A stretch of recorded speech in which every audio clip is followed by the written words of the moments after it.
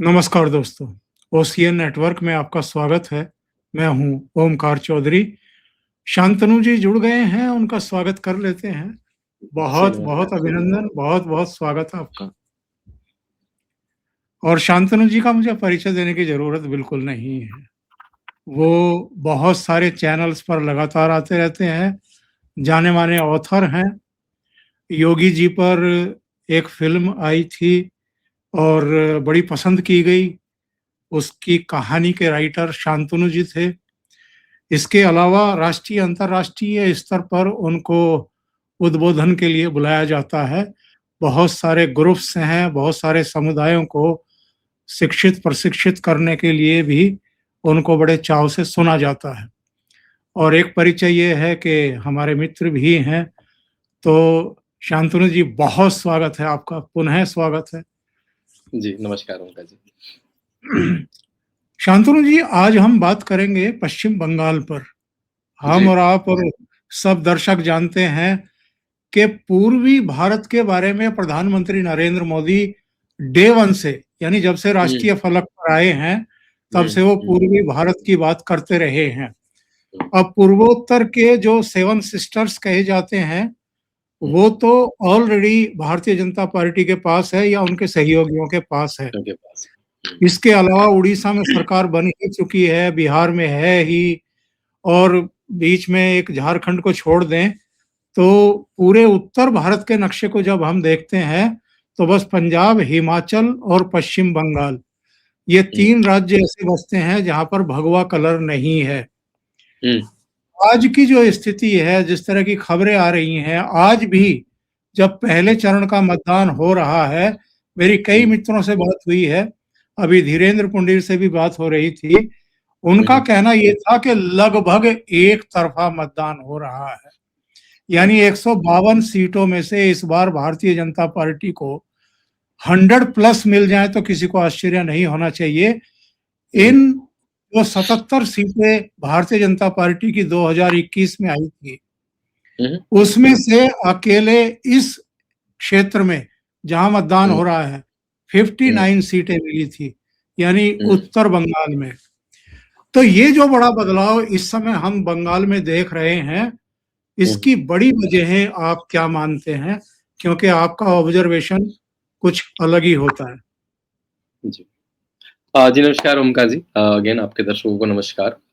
आज पहले फेज़ की पोलिंग है जैसे आपने बताया। 294 सीट्स हैं वेस्ट बंगाल की असेंबली में, जिसमें से 152 152 पे आज चुनाव हो रहा है।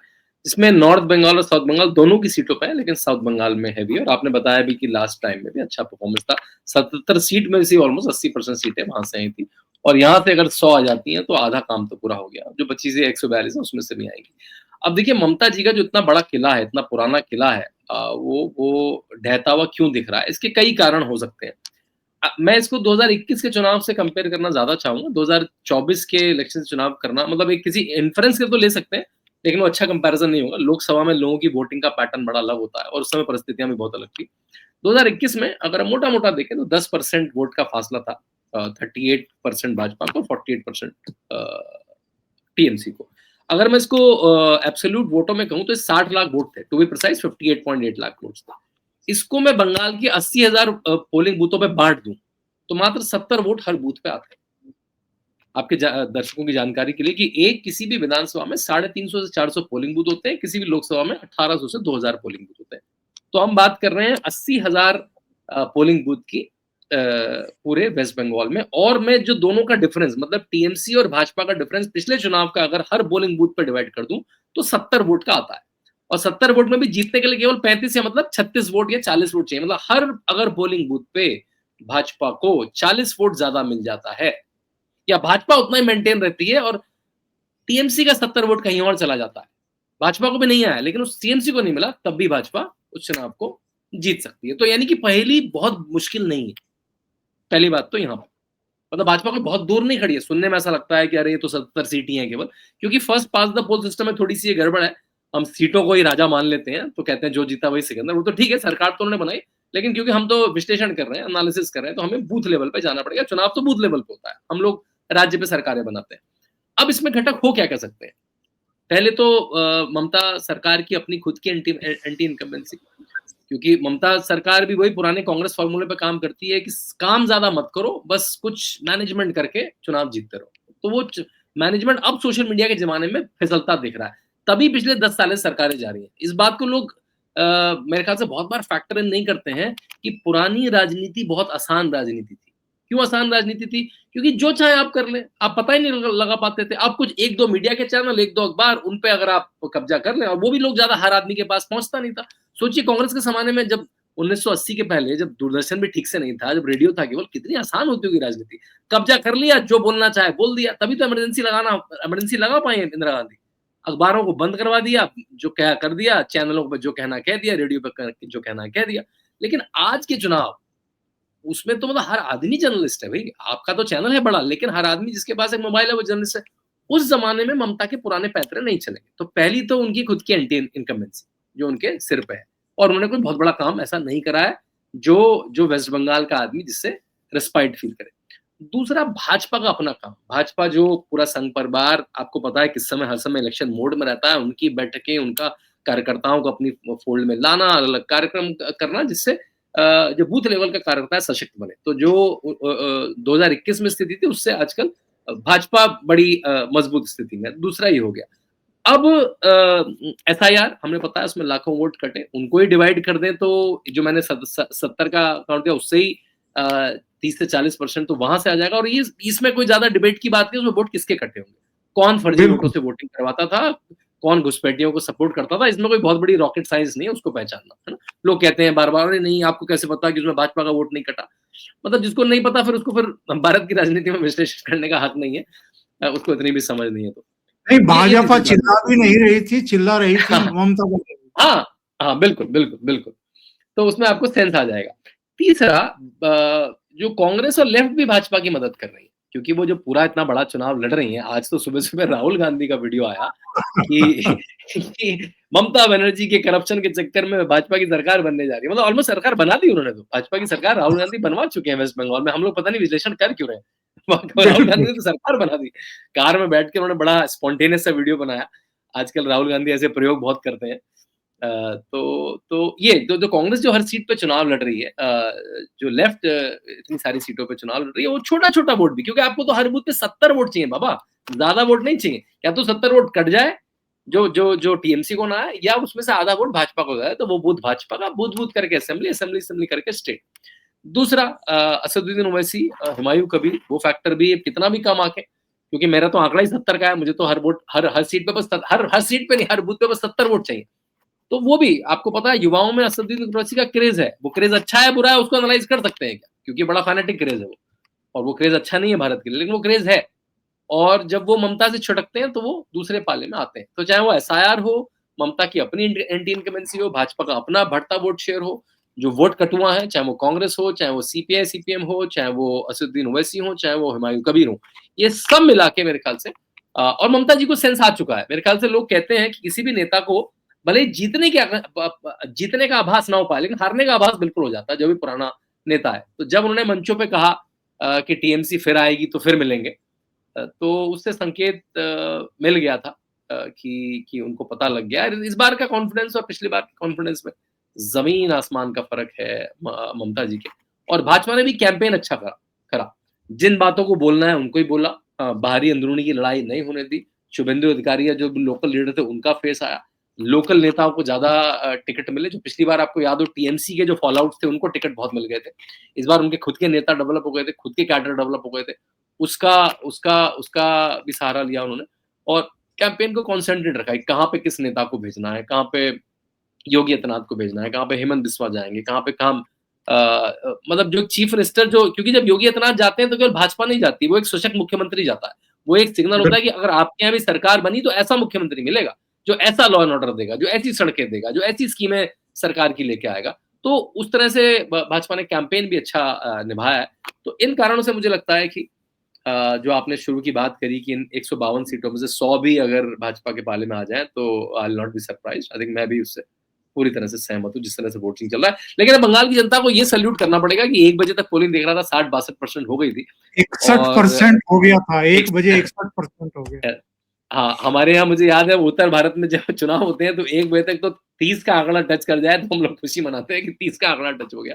हाँ, तो और बंगाल ये में लेकिन बंगाल में हेवी वोटिंग होता भी रहा है, होती 80-82%। है। हाँ, 80-82 बंगाल में, असम में, उड़ीसा में ये तो आपको ईस्टर्न स्टेट्स को देना पड़ेगा।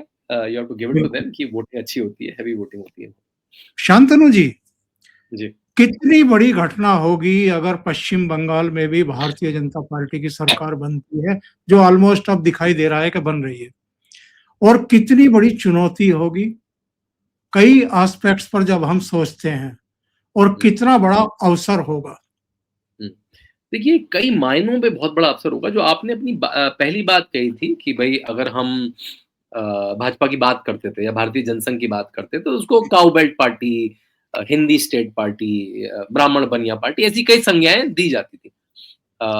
लेकिन वो एक्सपैंड हुई तो कुछ अपने जो खास स्टेट्स में एक्सपैंड हुई, जिसमें उत्तर प्रदेश आता है, मध्य प्रदेश आता है, राजस्थान आता है, हिमाचल में भी सरकार रहे, उत्तराखंड, उसके बेल्ट के बाहर नहीं जा पाती थी। फिर उस बेल्ट का भी हुआ कि कैसे पूरा पूर्वोत्तर एनडीए के फोल्ड में आ गया। फिर उड़ीसा में जब पिछली बार सरकार बनी, वो तो लोगों ने कहा जय जगन्नाथ भई, उड़ीसा में ऐसा होता रहा कि भाजपा को लोकसभा से अच्छी सीटें मिलती रहीं, लेकिन विधानसभा में कभी नहीं आ पाई। और वहाँ एक सशक्त नेता, सशक्त अपोज़िशन पार्टी के होते हुए उड़ीसा में आ गई। बिहार में लंबे समय से सरकार थी, लेकिन कुछ दिनों पहले भाजपा का पहला मुख्यमंत्री बन गया। ये इसको भी हमें माफ करना पड़ेगा कि सरकारें होना और अपना मुख्यमंत्री होने में बड़ा फ़र्क होता है। तो अपना मुख्यमंत्री आ गया, तो ईस्ट में अगर ईस्ट ऑफ भारत कहें तो उसमें वेस्ट बंगाल एक बड़ा प्रदेश था जो भाजपा के फोल्ड में नहीं था। जब भाजपा का फोल्ड में तो एक पॉलिटिकल पार्टी की विन की तरह नहीं देख रहा हूँ मैं। मतलब उस तरह का वहाँ पे उस तरह का शासन नहीं था वहाँ। वहाँ पे अगर आपको आपको चाहे राम जी की जयंती मनानी हो, चाहे हनुमान जी की जयंती मनानी हो, दुर्गा पूजा मनानी हो, उसमें से आधे से केसों में आपको कोर्ट जाना पड़ता था। वो अलग मिजाज से चलता था। अगर सेंट्रल गवर्नमेंट की पीएम किसान की स्कीम आएगी तो ममता जी उसको इम्प्लीमेंट नहीं करती थी। क्योंकि अगर वो कर देंगी तो पीएम मोदी का यश फैल जाएगा। आपको पता होगा 2019 से 21 तक पीएम किसान का पैसा नहीं बटा, क्योंकि ममता जी ने डेटा ही नहीं दिया, और 21 में दिया चुनाव जीतने के बाद। और नरेंद्र मोदी की बात इतनी अच्छी थी कि उन्होंने 2 साल का एरियर भी दिया किसानों को। तो एक अलग तरह से चलता था। तो अब अगर वो भी इस तरह से चलेगा तो राष्ट्रीय धारा में आ पाएगा। देखिए, राजनीति थी क्या? लेफ्ट की राजनीति थी कि अ, हम कोई विकास नहीं करेंगे, कोई सड़कें नहीं बनाएँगे ज़्यादा, कोई कोई रेलवे का एक्सपेंशन नहीं करेंगे, कोई एयरपोर्ट नहीं बनाएँगे, कंपनियाँ हटा देंगे यहाँ पे, और सरकार का जो छोटा-मोटा रेवेन्यू होगा, सेंट्रल गवर्नमेंट से सरकार रेवेन्यू होगा, उसी पे स्कीमों के द्वारा सरकार चलाएँगे।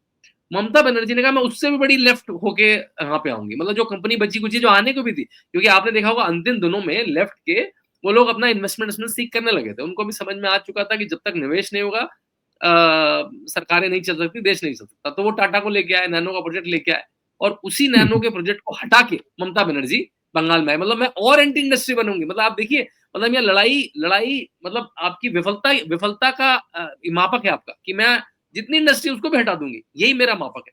लेकिन जब आप काम नहीं करेंगे तो उसके ऊपर से आपको कुछ तो हेरा-फेरी करनी पड़ेगी। तो क्या करा मैंने? मैं मुस्लिम अपीसमेंट कर लूँगी, जिससे वो मुझे बड़ा वोट में मिल जाए। मैं बात-बात में ड्रामा करूँगी, कुछ-कुछ ममता जी के ड्रामे तो आपको पता ही है, अपनी सरकार के खिलाफ में अगर धरने दिए होंगे तो या तो अरविंद केजरीवाल ने दिए होंगे या फिर ममता बनर्जी। तो आपको समझ में नहीं आएगा, आदमी का अपनी आप ही की तो सरकार है, आप धरना क्यों दे रही हैं? मतलब आप ठीक करिए उसको करने का। या फिर आप क्या करेंगे, आप कुछ सरकारी बजट से कुछ स्कीमें लगा देंगी, जिससे आदमी चुप रहे, और अपने कैडर को बहुत मजबूत रखेंगी, और कैडर को ठेका, पट्टा, जो भी काम गुंडागर्दी का जो खुला लाइसेंस वो देती रहेंगी, जिससे कैडर मजबूत रहे। और एक आखिरी आखिरी जो उसका दाम होता है इस ट्रिक का, कि जब भी अपोजिशन डेवलप हो तो उसको पॉलिटिकल वायलेंस से किल कर दो। एक जगह ऐसा सिग्नल दो कि अपोजिशन अपोजिशन का कैडर बिल्डअप ही ना हो पाए, उसका कार्यकर्ता ही ना बन पाए, उसका वोटर ही ना बन पाए। मतलब लिटरली लोगों को मार दो, काट दो, इतना बड़ा पॉलिटिकल वायलेंस करो, जो टिपिकल इस्लामिक तरीका है कि एक जगह आदमी को काट दो तो पूरे क्षेत्र में टेरर फैल जाए। जिसे मैं टेररिज्म ही कहूँगा। टेररिज्म का तरीका ही होता है कि पूरी पूरी हर जगह नहीं मारना, एक जगह इतनी विविध तरह से मारो, इतनी विविध तरह से हिंसा करो कि बाकी की हिम्मत ही ना हो। ये 4-5 उनके तरीके थे। इस तरह की राजनीति को पहली बार निजात मिलेगी, और ये केवल टीएमसी की राजनीति नहीं थी, ये लेफ्ट की राजनीति थी। आपको बड़े मजे की बात बताऊं, 98 में टीएमसी बनी, और 2011 तक उनको लग गया सरकार बनाने में, पहली सरकार बनाने में। बड़ा संघर्ष करा, ये तो मानना पड़ेगा, ज़मीन की नेता है, उनको पूरा बंगाल समझ में आता है। वो टिपिकल अखिलेश यादव या राहुल गांधी या तेजस्वी यादव नहीं है, तभी इतनी आसानी से भाजपा उनको हरा भी नहीं पा रही है। आप अगर 2009 की, 2010 की, 2011 की खबरें पढ़िए, ममता बनर्जी सेंटर में आ रही हैं, टीएमसी की लीडर की तरह सेंटर में आ रही है। कांग्रेस से निकली थी, लेकिन कांग्रेस से रिश्ते उनके ठीक-ठाक थे। प्रणब मुखर्जी से उनके बहुत अच्छे रिश्ते थे। वो प्रणब मुखर्जी से क्या कह रही हैं? आप मुझे फेयर इलेक्शन करवा के दीजिए, टीएमसी आएगी। और आज बिल्कुल, वो उस फेयर इलेक्शन से खुद ही बच रही है। उनको क्योंकि लेफ्ट का यही तरीका था, इतना पॉलिटिकल वायलेंस कर दो, हेरा-फेरी करो, ईवीएम भी आ जाए तो या तो जो अपोजिशन पार्टी है उसके वोटर बैंक के एरिया में वोट ही मत होने दो और जो फर्जी वोटर है उनसे वोट डलवाओ।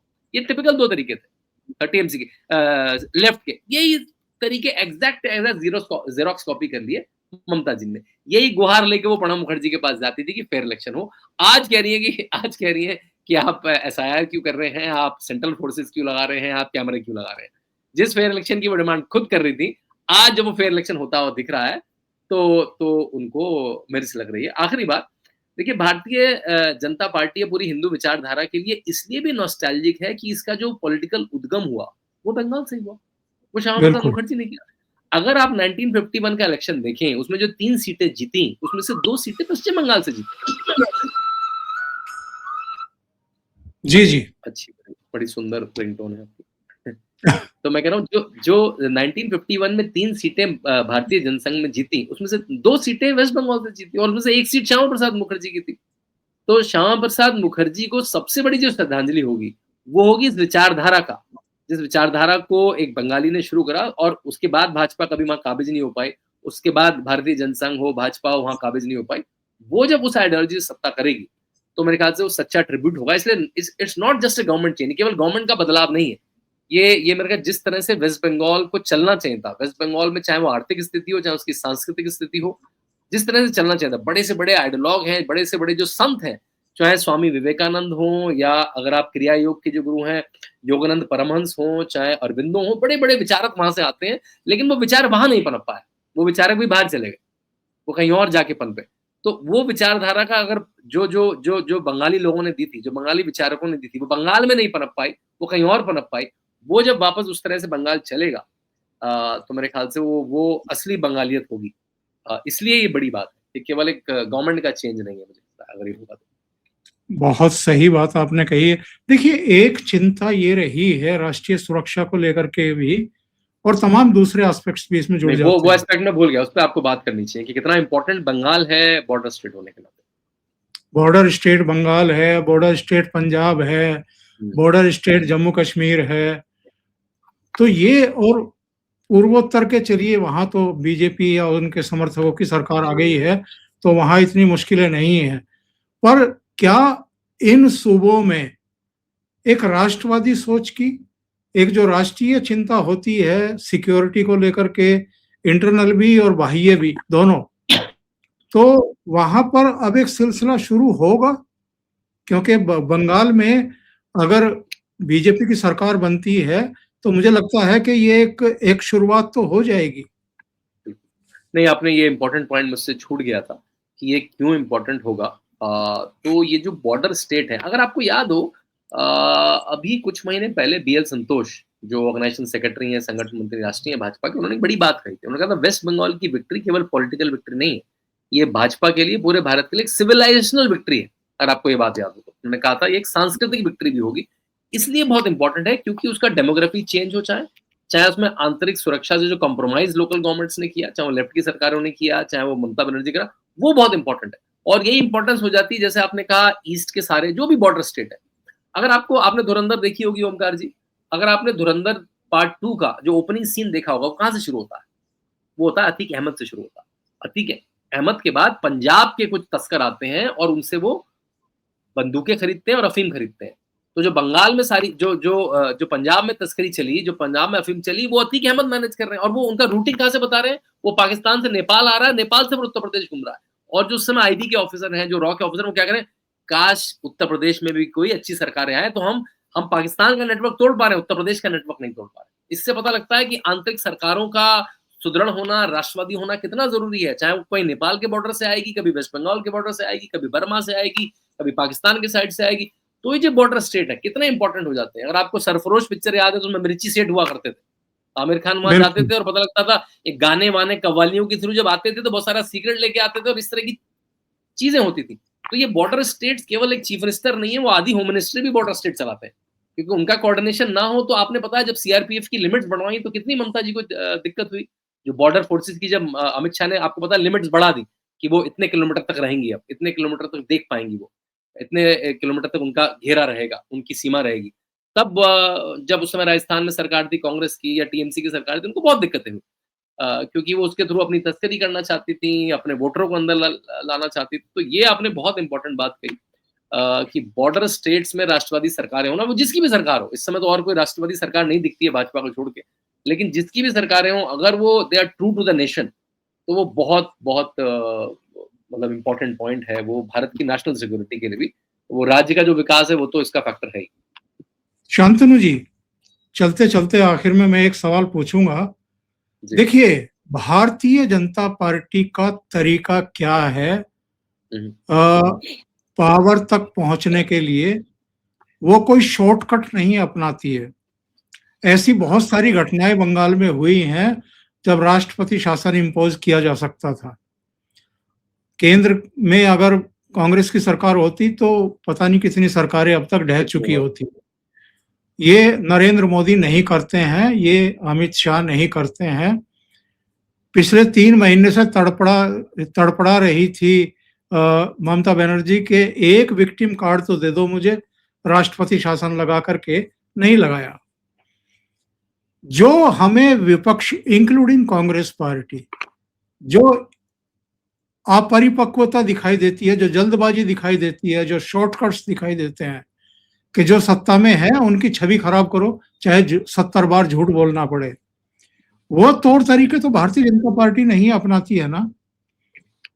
पश्चिम बंगाल में 3 से 77 पर पहुंची हुँ, हुँ, और अब 77 से सत्ता की तरफ जाती हुई दिखाई दे रही है। हुँ, एक पूरा 10 साल का संयम दिखाया है हुँ, और केंद्र में सरकार इनकी थी, चाहते तो कुछ भी कर सकते थे। हुँ, 21 2021 में जब रिजल्ट आए थे, हिंसा हुई थी, तब भी राष्ट्रपति शासन लगा सकते थे। हुँ, राज्यपाल वहाँ बैठा ही हुआ था, लेकिन ये हुँ, काम नहीं किया गया। हुँ, ठीक उसी तरीके से जैसे अयोध्या में राम मंदिर भूमि अधिग्रहण करनी थी, हुँ, कभी का बन गया होता, लेकिन बिल्कुल। कोर्ट के ज़रिए न्याय हुआ और न्याय के बाद वहाँ राम मंदिर बना है। इसी हुँ, तरीके से जनता अब चुनेगी, तब हुँ, वहाँ सरकार बनेगी। हुँ। तो ये जो तरीका है, क्या विपक्ष की समझ में नहीं आता है ये? नहीं और ओमकार जी ये केवल विपक्ष के नहीं, भाजपा के समर्थकों के भी समझ में नहीं आता। जब बंगाल में हिंसा हुई, तो आप नरेंद्र मोदी की कोई भी ट्वीट के कमेंट्स में देखिए, भाजपाई जो बिल्कुल कट्टर भाजपा समर्थक है, संघ समर्थक हैं, वो मोदी को अमित शाह को गाली देते हुए दिखे। मतलब वो गाली ऐसे नहीं थी कि you are not doing enough, ऐसी गाली थी वो, कि आप नाकाफ़ी चीज़ें कर रहे हैं, आपको और चीज़ें करनी चाहिए। तो क्योंकि जनता भी अधीर हो चुकी है, मॉडर्न कलयुग का ये है भी कलयुग हर चीज़ 2 मिनट मैगी की तरह है कि भई आज हुआ तो कल ही सरकार आनी चाहिए। जब आपकी हर जगह सरकार आ गई तो बंगाल क्यों नहीं, बंगाल क्यों नहीं? उनको नहीं पता बंगाल का कल्चर क्या है। बंगाल में लेफ्ट ने किस तरह का कल्चर बनाया और टीएमसी ने कैसे-कैसे उस कल्चर को अडॉप्ट कर लिया। और आपने बिल्कुल ठीक कहा, कांग्रेस तो मतलब चुटकी बजा के सरकारें गिनाती थी। वो राष्ट्रपति शासन तो ऐसे लगाती थी जैसे आप मतलब आप घर में पॉपकॉर्न बना रहे हो। मतलब राम मंदिर की कोई दिक्कत होती है या जब बाबरी का ढांचा जाया था उत्तर प्रदेश में 4-5 राज्यों की सरकारें हटा दी जाती हैं, कोई लॉजिक नहीं उसका। और पता नहीं कोर्ट उस समय कैसे थे, या तो भाजपा वाले कोर्ट नहीं जाते थे या कोर्ट किस तरह से कॉम्प्रोमाइज़ थी या क्या था मुझे समझ में नहीं आता कि कोर्ट भी उसपे कोई वर्डिक्ट नहीं देती थी। सुओ मोटो आजकल तो कोर्ट सुओ मोटो भी लेती है। कि कैसे आप मतलब जस्टिफाई कैसे कर सकते हैं कि उत्तर प्रदेश में कुछ हुआ था, हिमाचल की सरकार, राजस्थान की सरकार, मध्य प्रदेश की सरकारें आपने हटा दी। जो जो ये लोग गाली देते हैं ना वन नेशन वन इलेक्शन में, ये आया आपकी वजह से भैया। क्योंकि आपने इलेक्शन की साइकिल चेंज कर दी। 1967 तक स्टेट के इलेक्शन और सेंट्रल इलेक्शंस मोटा-मोटा साथ ही होते थे। कुछ राज्यों के बिल्कुल, खराब हुए, कुछ राज्यों के खराब हुए। क्यों खराब हुए? क्योंकि आप बीच-बीच में सरकारें गिरा देते थे। आप राज्यों की सरकारों को बर्खास्त कर देते थे, आप उसमें राष्ट्रपति शासन लगा देते थे, आप उनकी साइकिल तोड़ देते थे और बीच में उपप्रति चुनाव से कराना पड़ता था। इसलिए वो आप ही के पापों का जो प्रायश्चित है उसे ठीक करने के लिए वन नेशन इलेक्शन लाना पड़ रहा है। सही तो है, पूरी जनता सही को है। पता लग जाना चाहिए कि क्यों वन नेशन वन इलेक्शन कैसे आना पड़ा उसको। तो आपने बिल्कुल ठीक कहा, ये मेरे ख्याल से किसी भी राजनीति के विद्यार्थी को, किसी भी विद्यार्थी को, जैसे हम कहते हैं रसरी आवत जात के सिल पर पड़त निशान, कि वो रसरी घिसती रहती तभी सिल पर निशान पड़ता है। आजकल का जो जो युवा है, जो मॉडर्न वर्ग है, जो क्या क्योंकि इतनी सुलभता से चीज़ें अवेलेबल है। जो समय मैं पहले कह रहा था कि पहले राजनीति करना आसान कितना था, क्योंकि पहले कोई इन्फॉर्मेशन ही नहीं थी। उस इन्फॉर्मेशन के बीच में आंदोलन करके जनता को जगा के, कार्यकर्ता को तैयार करके, बूथ पे, मंडल पे, संभाग पे, जिला पे, क्षेत्र में, राज्य में कर करके कई बार लीडर को नीचे से ग्रो करा, कई बार बाहर से लिया। दोनों जैसे आप किसी कंपनी में रहते हैं, आप कोई नीचे से भी लीडर को ग्रो करते हैं, बाहर से भी अच्छा नेता लेते हैं। बाहर से नेता आता है तो फिल्टर होकर बाहर भी चला जाता है। तो आपने शुभेंदु अधिकारी जैसा नेता लिया, आपने हेमंत बिस्वा जैसा नेता लिया, आपने अंदर के लीडर भी डेवलप करे। आपके यहाँ योगी आदित्यनाथ जैसे मुख्यमंत्री हैं, आपके पास देवेंद्र फडणवीस जैसे मुख्यमंत्री हैं, अभी 5-6 नए मुख्यमंत्री डेवलप हो रहे हैं जिनकी खुद की ब्रांड गवर्नेंस की बनने लगी है, वो भी 10 साल में बड़े नेता बन जाएंगे। ये एक मेहनत का काम होता है, वर्सेस नहीं कि कुछ कि पवन खेड़ा लेके बैठ गए, रैंडम 4 पासपोर्ट को फोटोशॉप से क्रिएट करा और हेमंत बिस्वा की बीवी के खिलाफ कुछ आरोप लगा दिए, अगले दिन फर्जी हुए तो भागते घूम रहे हैं पूरे में। तो ये कोई राजनीति हुई, क्या सीखेगा कोई इससे? क्या क्या आपका कार्यकर्ता मोटिवेट होगा इससे? यहाँ पे क्या आप योगी आदित्यनाथ जैसा मुख्यमंत्री उतारते हैं, आप हेमंत बिस्वा जैसा मुख्यमंत्री उतारते हैं, जो देखते हैं कि उत्तर प्रदेश जैसे बिल्कुल गुंडा राज वाले प्रदेश को भी इन्वेस्टमेंट राज बना दिया मेहनत से। वो जनता देखती है। तो आई थिंक ये मेहनत, और तभी आपको याद हो, आप तो अब कब से पत्रकारिता कर रहे हैं, आज से 10-15 साल पहले किसी भी चुनाव विश्लेषण में एक टर्म होता था एंटी इनकम्बेंसी, स्टैंडर्ड वर्ड था वो। हर विश्लेषक यही कह के, हम लोग तो तब विद्यार्थी थे, पढ़ा करते थे, हमें सोचता था कि अगर आपको चुनाव को एक्सप्लेन करना हो तो बस ये शब्द बोल दो और 4-5 वर्ड बोल दो, आप बहुत इंटेलिजेंट साउंड करेंगे। क्योंकि एंटी इनकम्बेंसी थी, हमने प्रो इनकम्बेंसी वर्ड ही नहीं सुना था। मतलब या तो जातीय समीकरण बताते थे लोग, यहाँ पे इतना ब्राह्मण इतना, और एंटी इनकम्बेंसी बोल के चुनाव को डिफाइन कर देते थे। अब सरकारें बनती जा रही हैं। गुजरात में तो कितनी बार सरकार बन चुकी है, गणना भूल चुके हैं। उत्तर प्रदेश में जीवन में कभी सरकार रिपीट नहीं हुई, रिपीट हो जा रही सरकार। ये जो साइकिल है तोड़ रही है प्रो इनकम्बेंसी से, ये जाति के चक्रव्यूह के बाहर से है, ये केवल गवर्नेंस की वजह से हो रही है।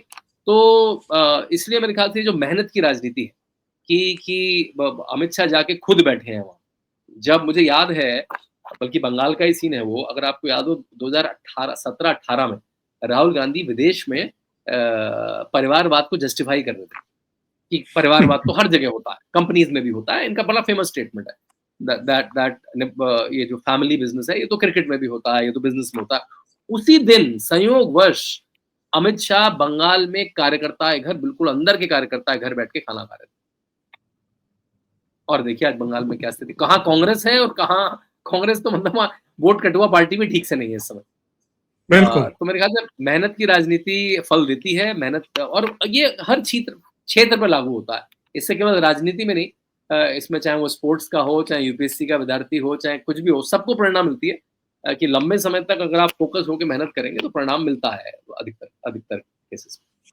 लेकिन शांतनु जी, पश्चिम बंगाल में सरकार बनेगी तो बहुत बड़ी चुनौती होगी, साफ सफाई भी बहुत बड़ी इच्छा शक्ति के साथ करनी पड़ेगी, और पश्चिम बंगाल का जो गौरव है उसको वापस प्रतिष्ठापित करने में भी काफी जिजीविषा और काफी, मुझे लगता है कि अनुशासन और प्रयास लगाने पड़ेंगे। नहीं, बिल्कुल ठीक कहते हैं। इस तरह का जब स्टेट मिलता है, और मैं इसकी बिल्कुल कंपैरिजन सीधे उत्तर प्रदेश से कर पाता हूँ।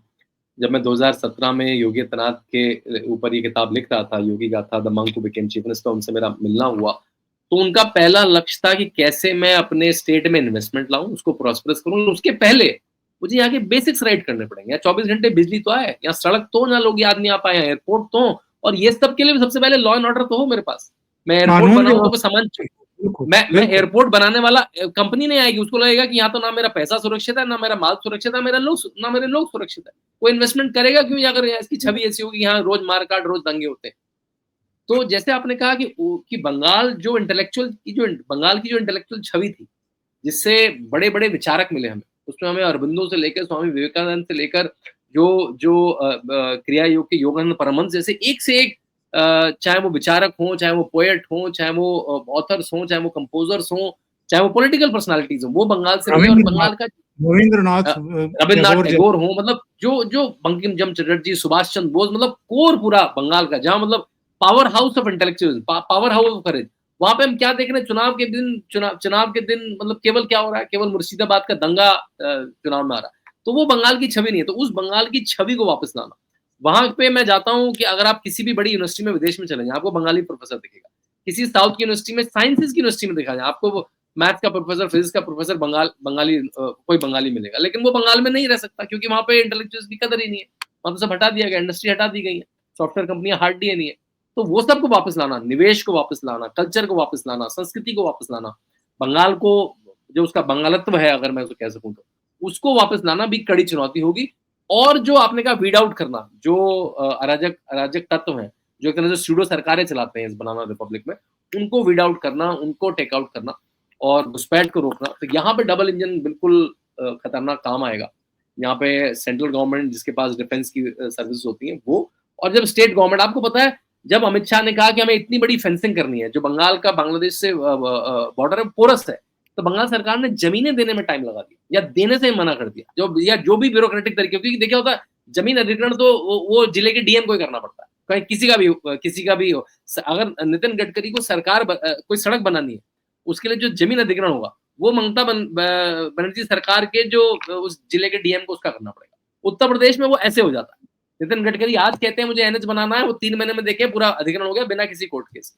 ममता बनर्जी तो अपने आप ही अड़विंगा लगाती है, जिससे अगर एनएच बनेगा तो नितिन गडकरी की वाहवाही होगी, उसमें मोदी जी की वाहवाही होगी। तो मेरे ख्याल से स्टेट चलता ही बड़े अलग तरह से। केवल इसमें एक स्टेट था नवीन पटनायक का, जो अपने स्टेट को ज्यादा प्रेफरेंस देते थे, ऐसे फालतू अड़विंगे नहीं लगाते थे। पॉलिटिकल अपोजिशन वो भी था, लेकिन वो ऐसा नहीं था कि अरे मोदी की स्कीम नहीं आने देंगे, मोदी की सड़क नहीं आने देंगे, मोदी के घर नहीं आने देंगे, मोदी की गैस नहीं आने देंगे, मोदी की पीएम किसान नहीं आने देंगे। वो अपने लोगों का भला चाहते थे। तो वो एक जिसे कहते हैं हेल्दी कॉम्पिटिटर था। लेकिन बाकी जिस तरह से अपोजिशन बिहेव करता है वो बड़ा डिफरेंट था। तो हाँ, देखते हैं ये कैसे फलता है आगे 4 मई को। शांतनु जी, बहुत बहुत धन्यवाद, दिल से आभार, आपने इतना समय निकाला और बहुत महत्वपूर्ण बिंदुओं पर चर्चा की। Thank you so much. नमस्कार।